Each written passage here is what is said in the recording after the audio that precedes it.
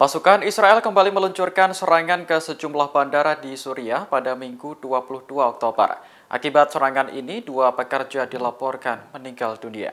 Sumber militer Suriah mengatakan pasukan Israel menembakkan rudal dari dataran tinggi Golan untuk menargetkan bandara internasional Damaskus. Kemudian pesawat Israel yang terbang di atas Mediterania menembakkan rudal ke bandara internasional Aleppo. Serangan itu terjadi secara serentak sekitar pukul 5:35 waktu setempat. Selain menewaskan 2 pekerja, serangan juga mengakibatkan kerusakan material. Hal ini membuat landasan pacu pada bandara menjadi tidak berfungsi. Kementerian Transportasi Suriah mengatakan seluruh penerbangan akhirnya dialihkan ke Bandara Latakia. Sebelumnya, serangan serupa juga pernah terjadi pada 12 Oktober lalu hingga melukai 5 pekerja bandara. Israel memang jarang berkomentar mengenai serangan yang mereka lakukan terhadap Suriah. Namun negara itu berulang kali mengatakan bahwa mereka tidak akan membiarkan musuh bebuyutannya, yakni Iran membantu Hamas. Diduga bandara Aleppo yang diserang menjadi jalur untuk mengangkut senjata Iran ke Palestina.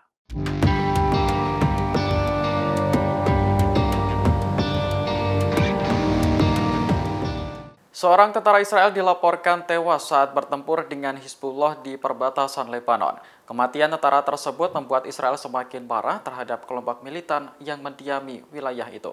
Tentara yang tewas bernama Omer Balfa, 22 tahun, yang merupakan keturunan Israel Amerika. Ia bertugas sebagai komandan di Batalion 9203 Brigade Alexandroni. Balfa terbunuh pada Jumat 20 Oktober kemarin dalam serangan rudal anti-tank di sepanjang perbatasan Lebanon. Namun kabar kematiannya baru diumumkan oleh Israel pada Sabtu 21 Oktober. Menteri Pertahanan Israel Yoav Gallant mengaku geram dengan Hizbullah yang telah meluncurkan rudal di perbatasan. Menurutnya, kelompok asal Lebanon itu harus membayar mahal atas kematian tentaranya. Gallant menyebut Israel kini menghadapi tantangan yang lebih besar dari Hizbullah. Ia pun memerintahkan pasukannya yang ditempatkan di utara untuk siaga. Diketahui konflik antara Israel dan Hamas semakin melebar setelah Hizbullah terlibat dalam serangan.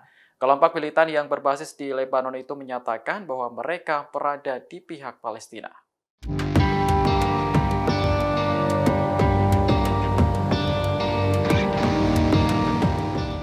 Situasi di perbatasan Israel dan Lebanon semakin mencekam setelah kelompok militan Hizbullah terlibat konflik. Hal ini membuat Israel terpaksa mengevakuasi warganya di perbatasan demi keamanan. Pasukan pertahanan Israel mengatakan ada 14 komunitas lagi yang akan dievakuasi dari perbatasan Lebanon. Mereka nantinya akan dibawa ke wisma yang didanai oleh negara. Pekan lalu, Israel telah mengevakuasi 28 komunitas yang berada pada jarak 2 km dari perbatasan. Artinya, sebagian besar penduduk di utara kini telah dipindahkan ke selatan. Diketahui konflik antara Israel dan Hamas semakin melebar setelah Hizbullah terlibat dalam serangan. Kelompok militan yang berbasis di Lebanon itu menyatakan bahwa mereka berada di pihak Palestina. Juru bicara militer Israel mengatakan bahwa serangan Hizbullah berisiko menyeret Lebanon ke dalam perang. Menurutnya, kondisi tersebut justru akan memperburuk situasi. Israel mempertanyakan tujuan Lebanon membela Palestina, namun seolah abai terhadap keamanan negaranya sendiri.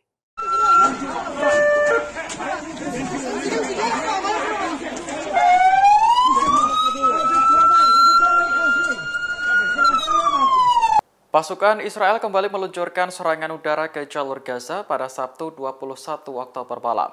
Serangan ini telah menewaskan sedikitnya 55 warga sipil. Kantor pers pemerintah Hamas mengatakan lebih dari 30 bangunan hancur dalam waktu semalam. Serangan ini terjadi saat Israel bersiap melakukan invasi darat ke jalur Gaza. Hamas menyebut jumlah warga sipil yang tewas sejak 7 Oktober mencapai 4.300 orang.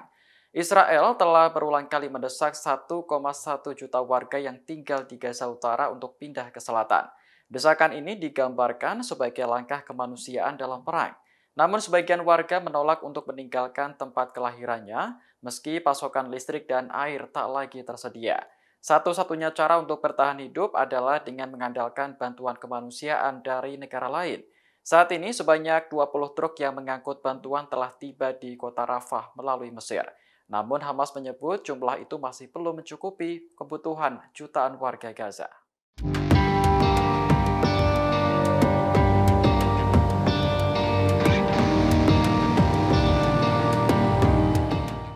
Konflik antara Israel dan Palestina yang berlangsung selama puluhan tahun melibatkan dinamika kompleks dari dua kekuatan politik utama yakni Hamas dan Fatah. Meski sama-sama berupaya mendukung kemerdekaan Palestina, namun ideologi dan tujuan kedua kelompok ini berbeda.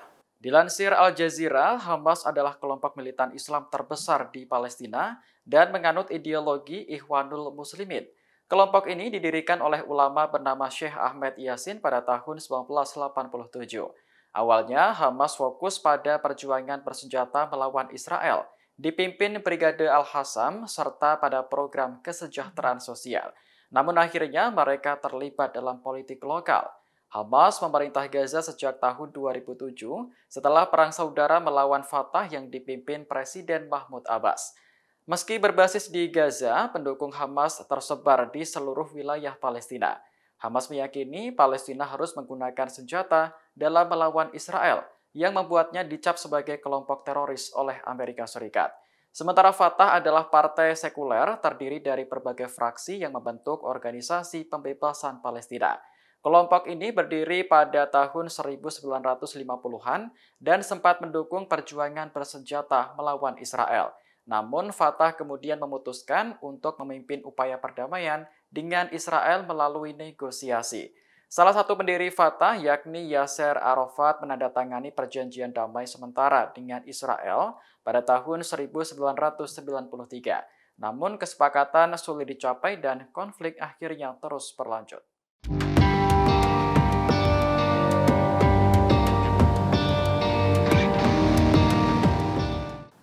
Kebencian terhadap Israel merebak di berbagai negara, termasuk Amerika Serikat. Hal ini menyusul pecahnya konflik antara Israel dan Hamas yang menewaskan ribuan orang sejak 7 Oktober. Belakangan, seorang pemimpin Yahudi yang tinggal di kota Detroit, Amerika ditemukan tewas diduga karena dibunuh. Korban bernama Samantha Wall yang menjabat sebagai Presiden Dewan Sinagog Detroit. Jasadnya ditemukan penuh luka tikam di rumahnya pada Sabtu 21 Oktober pagi. Pihak berwenang setempat masih menyelidiki penyebab kematian Wall. Kepala Polisi Detroit, James White, meminta masyarakat agar tidak mengambil kesimpulan pada tahap awal ini, termasuk dugaan pembunuhan yang dikaitkan dengan konflik di Timur Tengah. Sebagai informasi, Samantha Wall tak hanya dikenal sebagai pemimpin Yahudi di kota Detroit. Ia juga aktif di kancah politik lokal dan pernah bekerja sebagai asisten perwakilan Demokrat Elissa Slotkin. Pekan lalu, Direktur FBI Christopher Wray memperingatkan rekan-rekan penegak hukum untuk lebih waspada menghadapi ancaman dari teroris. Amerika Serikat dan sejumlah negara di Eropa menganggap Hamas sebagai kelompok teroris dan menyatakan dukungannya terhadap Israel.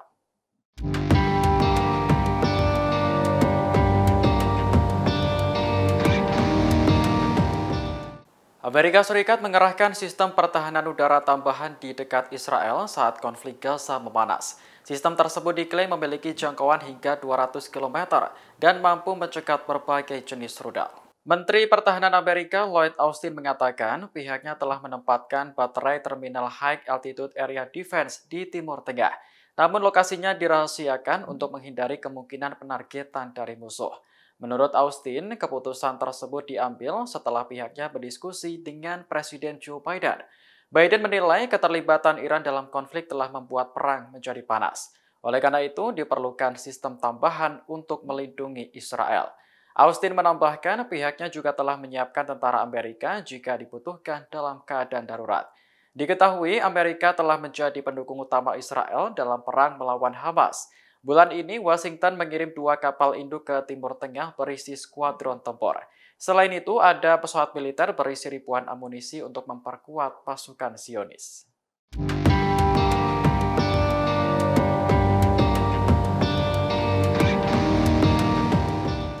Presiden Amerika Serikat Joe Biden mendesak Israel agar menunda invasinya ke jalur Gaza. Alasannya untuk memberikan lebih banyak waktu bagi para sandera dibebaskan. Hal itu disampaikan Biden saat ditanya awak media pada Jumat 20 Oktober malam. Awalnya, Gedung Putih membantah keterlibatan Biden dalam pengambilan keputusan Israel. Namun setelah dikonfirmasi, Biden membenarkan bahwa dirinya ingin Israel menunda invasinya ke Gaza. Sebelumnya, Hamas telah membebaskan 2 warga Amerika yang disandra sebagai langkah kemanusiaan. Keduanya merupakan ibu dan anak dari Chicago yang dibebaskan dengan bantuan mediator Qatar. Hamas mengatakan pihaknya saat ini menyandra sekitar 200 orang di Gaza. Sementara 50 orang lainnya ditahan oleh kelompok militan lain di wilayah tersebut dan 20 orang tewas dalam serangan udara Israel. Sekitar 10 orang Amerika hingga saat ini masih belum ditemukan. Menteri Luar Negeri Amerika Antony Blinken mengatakan beberapa dari jumlah tersebut ditahan di Gaza. Download Tribun X sekarang, menghadirkan lokal menjadi Indonesia.